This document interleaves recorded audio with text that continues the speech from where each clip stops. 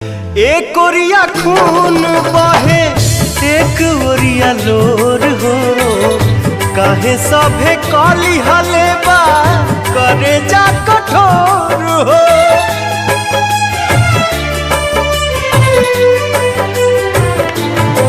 एक ओरिया खून बहे एक ओरिया लोर हो, काहे सभे कली हले बा करे जा कठोर हो। इश्क के इलाज नहीं जहरिया से होला, इश्क के इलाज नहीं जहरिया से होला। उमरिया के रोग है नजरिया से हो